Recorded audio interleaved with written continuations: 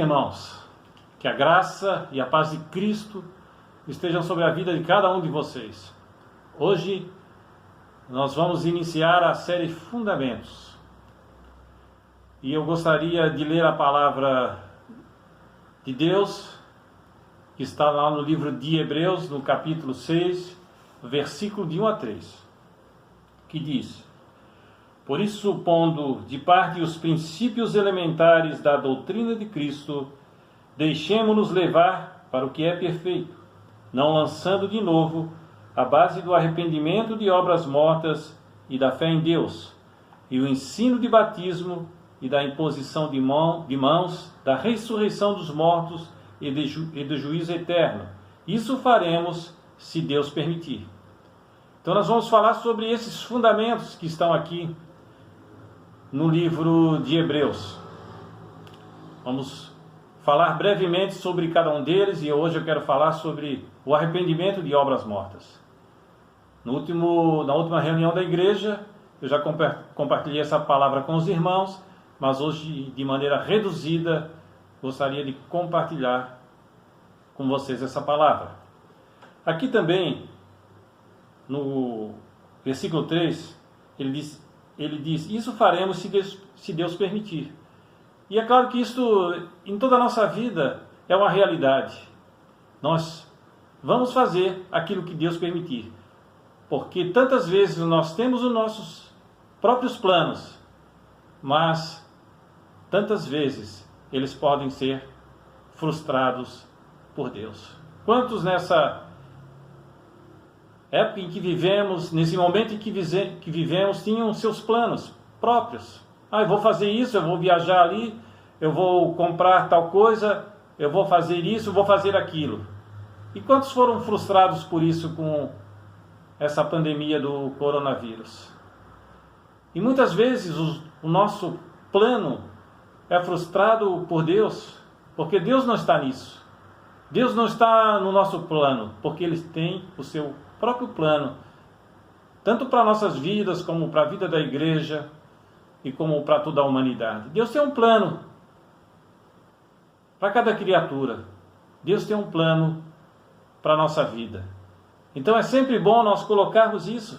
Se Deus permitir, faremos isso ou faremos aquilo. Se Deus permitir, eu vou viajar. Se Deus permitir, eu vou comprar tal coisa. Se Deus quiser. E se for para a glória do seu reino. Mas eu quero, como disse, falar sobre o arrependimento de obras mortas. E gostaria de falar sobre o discurso de Pedro que está lá em Atos, no capítulo 2, a partir do versículo 22.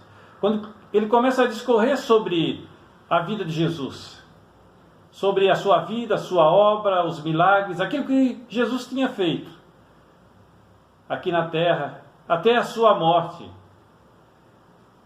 Fala da morte e morte na cruz, e fala da ressurreição e da exaltação de Jesus. E quando ele acaba o seu discurso, e no versículo 37 de Atos 2, a palavra de Deus diz: E ouvindo isto, compungiram-se em seu coração e perguntaram a Pedro e aos demais apóstolos: Que faremos, irmãos? Que faremos? Então a palavra que Pedro ministrou, e Pedro estava cheio do Espírito Santo, tocou profundamente em seus ouvintes, e aquela palavra penetrou, a ponto deles dizerem: o que faremos? E quando nós ouvimos a palavra de Deus, e ela toca no nosso coração, nós devemos fazer essa pergunta: o que eu devo fazer? O que faremos? O que faremos com isso que temos ouvido? O que faremos? E isso não foi diferente com aquelas pessoas. Por quê? Porque elas foram tocadas pelo Espírito Santo. E quando elas foram tocadas pelo Espírito Santo, elas viram a sua condição de pecado. E agora? Estamos errados. Esse Jesus que nós crucificamos, ele é o Cristo. E eles se arrependeram profundamente em seu coração das suas atitudes. E é isso que é a pregação do reino de Deus. E foi isso que tanto João Batista pregou sobre arrependimento. Jesus também pregou sobre arrependimento. Os apóstolos também pregaram sobre o arrependimento. E essa deve ser a nossa pregação, para que haja arrependimento nas pessoas, para que reconheçam o seu pecado de independência de Deus, para que possam se voltar para Deus, se colocar debaixo do seu senhorio e servir a Deus em total submissão. Porque esse é o problema principal do homem. E isso começou com a queda, lá em Adão. Porque através de Adão entrou o pecado no mundo. Porque Adão, ele era totalmente submisso a Deus. Ele era totalmente sujeito à vontade de Deus. Mas quando o pecado entrou na vida de Adão, ele se torna independente de Deus.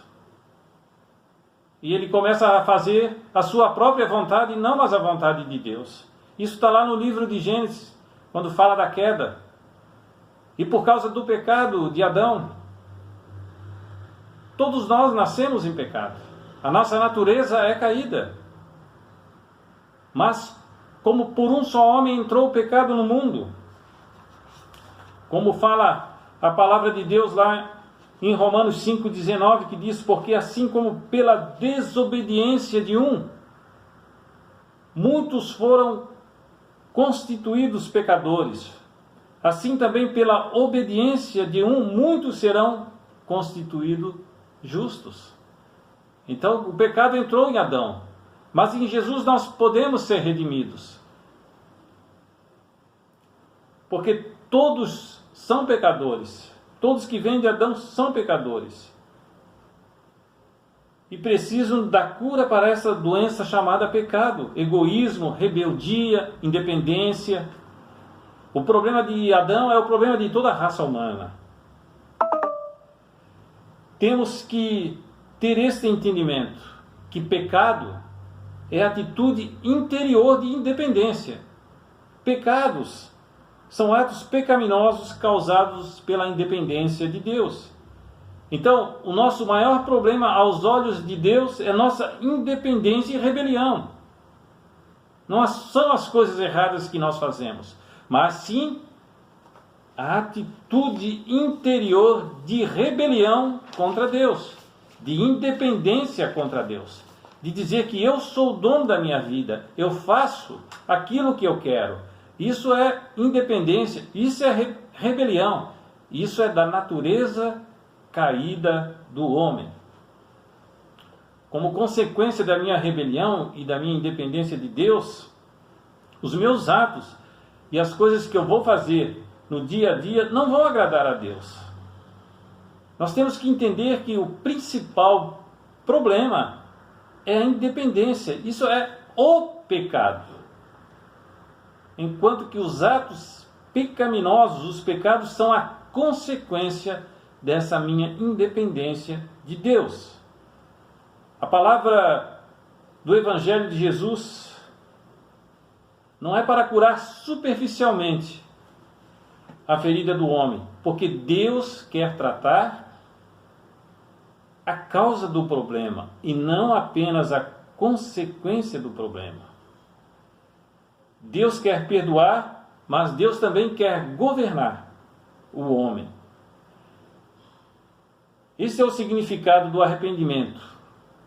No grego, a palavra que aparece é metanoia, mudança de mente, mudança de atitude interior.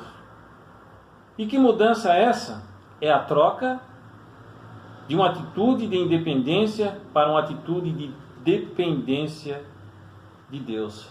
Então, arrependimento é mudança de atitude interior. Deixar de ser independente para ser dependente de Deus. Então nós devemos ser dependentes de Deus.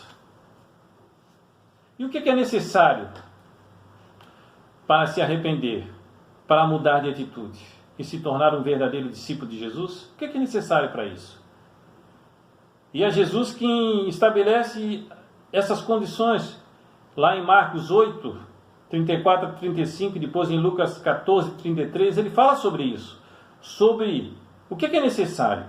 Em Marcos ele diz, chamando a si mesmo a multidão com os discípulos, disse-lhes: se alguém quer vir após mim, negue-se a si mesmo, tome a sua cruz e siga-me.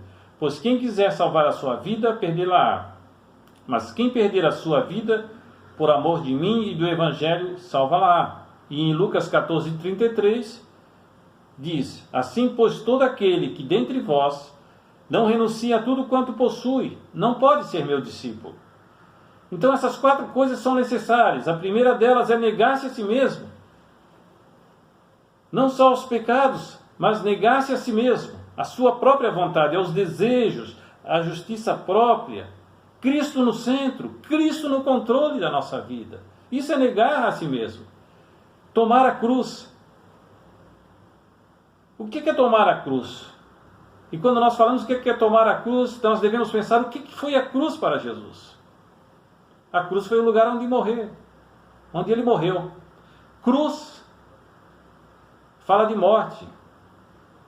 Cruz fala de sofrimento, de dor, de humilhação. Então cruz é isso para nós, queridos. É morte do nosso eu. Tomar a cruz é isso. É morrermos para a nossa própria vontade. Perder a própria vida.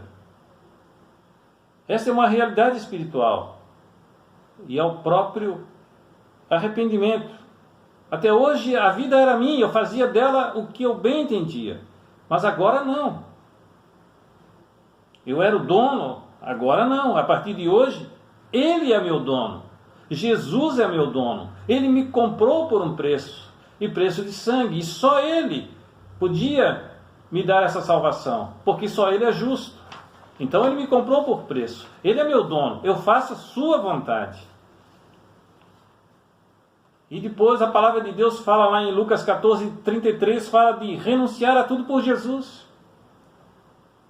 Se a minha vida não me pertence, se a minha vida pertence a Jesus, e aqui em Lucas 14, 33 fala de renunciar a tudo que possui, se eu já não sou, se eu não me pertenço mais a mim mesmo, se a vontade minha não vale a vontade de Jesus, que derá das coisas também, que eu, entre aspas, possui, porque tudo é dele, tudo é de Jesus.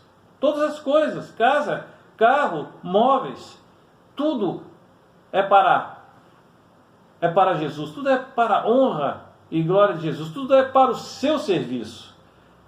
Jesus convida as pessoas para morrer com Ele. Ele diz logo: já não sou mais eu quem vive, mas Cristo que vive em mim.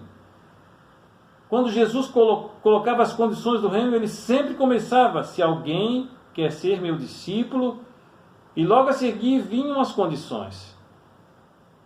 Nós aqui lembramos daquele jovem rico que foi ter com Jesus e que perguntou para Jesus: bom mestre, o que devo fazer para herdar a vida eterna? E Jesus começa a colocar, e ele dizia: não, já faço isso, os mandamentos, não, já cumpro isso, não, já faço isso, tal. Aí Jesus fala para ele: então, vai, vende tudo quanto você tem e segue-me.